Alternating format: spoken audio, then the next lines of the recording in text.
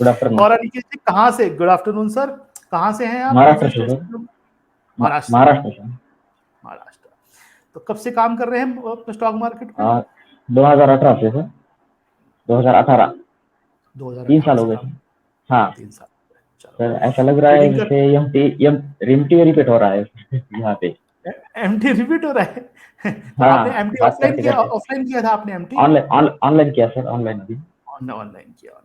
हाँ चलो सर, बढ़िया। मार्केट पाठशाला से शुरुआत हुई सर। अभी अच्छा, एसएससी ऑनलाइन पे आ गया, आपका साथ है। माँ बाप के बाद आप ही है मेरे। अरे सर माँ बाप की जगह होते हैं, मेरे को ऐसी जगह मत आप बिठाओ सर, मैं बहुत आप छोटा आदमी।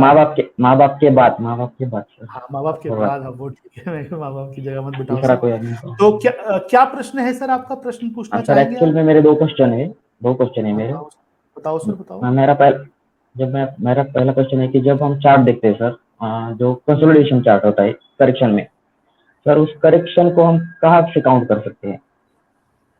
काउंटिंग पॉइंट कहाँ से, उसकी सही डेफिनेशन क्या है सर? करेक्शन को कहाँ से स्ट्रक्चर काउंट कर सकते हैं? काउंट करते हैं, उसका उसमें बहुत सारे जहां पॉइंट पर, होते हैं, हाई होते हैं।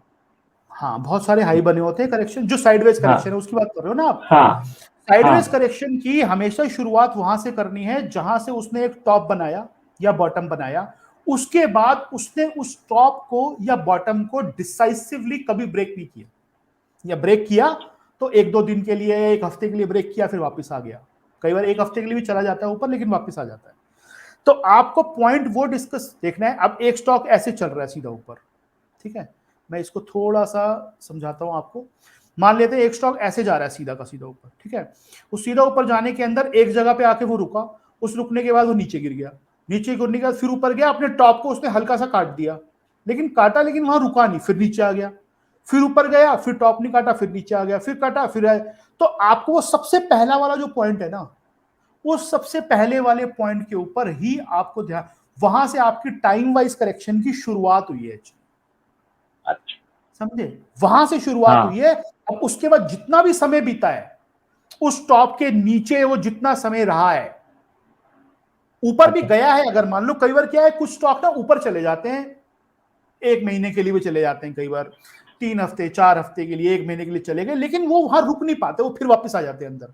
तो उसको भी हमको उस पीरियड में काउंट करना है, क्योंकि जो ऊपर गया और ऊपर जा हाँ। नहीं पाया और वापस आ गया अंदर उसी रेंज में, तो वो उसी रेंज का हिस्सा है एक्चुअली। अच्छा उसको हम उसी दिन से शुरू करेंगे जिस दिन उसने सबसे पहला टॉप लगाया था। अच्छा अच्छा, वही समझे? कंफ्यूजन हो रहा था सर। हाँ बताओ। ठीक है। Thank you sir, thank you. जी मेरा दूसरा और कोई? क्वेश्चन है कि लाइफ और बिजनेस से रिलेटेड है सर। जो मैं चलिए। ट्रेडिंग और इन्वेस्टमेंट का बिजनेस करता हूँ, उसमें क्या मैं करते हो, खुद क्या क्या कौन करते से हैं? करता, ट्रेडिंग ट्रेडिंग और इन्वेस्टमेंट। ट्रेडिंग और training, investment. Training trading trading stock या ट्रेडिंग। ट्रेडिंग? ट्रेडिंग ठीक है, स्टॉक हाँ, ट्रेडिंग। ट्रेडिंग और इन्वेस्टमेंट जो मैं खुद के अकाउंट से करता हूँ इंडिविजुअल, मैं उसको एक प्राइवेट लिमिटेड कंपनी फर्म में शिफ्ट करना चाहता हूँ। ओके। सर एक्चुअली मैं पिताजी की याद में वो प्राइवेट लिमिटेड फॉर्म करना चाहता हूँ। मैं वो इस दुनिया में नहीं है सर। उन जो मैं उनके लिए करना चाहता था, पर अब मैं उनके नाम से वो एंटिटी फर्म तैयार करना चाहता हूँ। क्या ये सही रहेगा? देखो, प्राइवेट लिमिटेड फर्म बनाने में आपकी भावना अच्छी है, आप अपने के नाम से करना चाहते हो, फादर के नाम से, अच्छी भावना है आपकी, लेकिन उसका और कोई रीजन भी है या एक यही रीजन है खाली? रीजन में जो टैक्सेशन वगैरह है, तो ऐसे ही। हाँ, मेन मेन रीजन वो होता है एक्चुअली, नॉर्मली हाँ जो रीजन होता है हाँ टैक्सेशन जो है, वो हायर हाँ साइड पे होता है। क्योंकि टैक्सेशन, जब भी आप काम करते हो, स्टॉक मार्केट का करो या कोई भी बिजनेस करो, जब आप एक लिमिट से ऊपर चली जाती है आपकी इनकम, तो आप सबसे जी। हायर बैंड में आ जाते हो। तो उसके हाँ अंदर आप प्राइवेट लिमिटेड कंपनी बना के कर सकते हो काम, बिल्कुल कर सकते हो, जी किसी तरह की जी कोई दिक्कत नहीं है।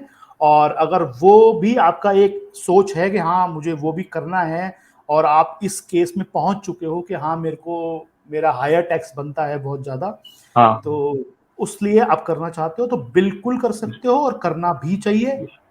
ऐसा नहीं है नहीं करना चाहिए, लेकिन उसमें हाँ आपके फादर तो फिर बनेंगे नहीं, आपके मतलब जो डायरेक्टर फादर तो बन नहीं सकते, या होंगे फादर बन नहीं सकते नहीं हैं? नहीं, वो वो नहीं बन इस सकते ना, दुनिया कोई में और ही नहीं बन। है सर। हाँ मैं वही बोल रहा हूँ ना अब नहीं सर, है।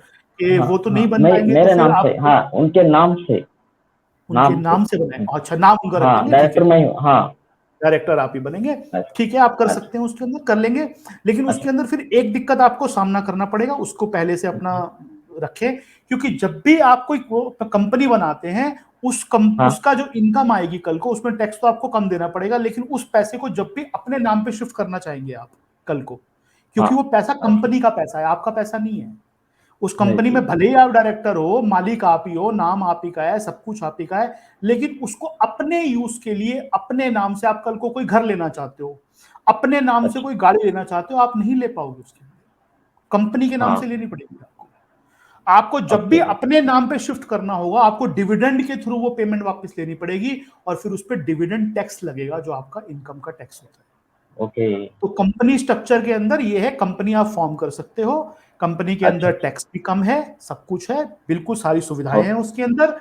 थोड़ा सा उसके कंप्लायंस थोड़े फालतू होते हैं, मतलब सीए की कॉस्ट थोड़ी फालतू रहेगी आपकी, लेकिन उसके अंदर ये है कि वो पैसा, जो इनकम उस कंपनी में इकट्ठा होगी, वो उस कंपनी की इनकम है, वो आपकी इनकम नहीं है।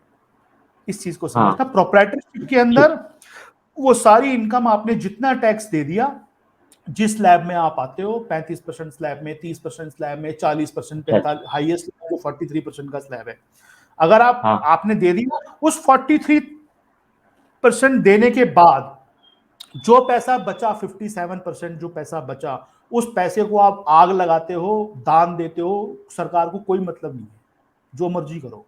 लेकिन प्राइवेट लिमिटेड कंपनी के अंदर आप जो पैसा, अगर उसमें टैक्स जो है, उसमें 35% के आसपास पड़ता है मेरा ख्याल टैक्स, 35 के आसपास पड़ता है, 34-35 के आसपास। उस 34% के बाद आपके पास जो बचा 65%, उस 65% को आप कंपनी के तो यूज कर सकते हो, लेकिन अपने नाम से जब उसको यूज करना चाहो, आप इंडिविजुअल यूज नहीं कर सकते, आपको वो कंपनी से पैसा डिविडेंड के रूप में वापस लेना पड़ेगा, और उस डिविडेंड के ऊपर आपको इंडिविजुअल पे टैक्स देना पड़ेगा। अच्छा अच्छा अच्छा, थैंक यू सर, इसमें इतना ज्यादा क्लेरिफाई करने के लिए। ठीक है थैंक यू सर, एक क्वेश्चन पूछना था कि सर आपसे मिलने के लिए आपकी टीम से अपॉइंटमेंट लेके आ सकता हूँ मैं आपको मिलने के लिए? मेरे से मिलके क्या करना बात करनी है। बात तो हो रही है, बात तो नहीं ऐसे नहीं, आमने सामने थोड़ा, ये लॉकडाउन खत्म हो जाने के बाद।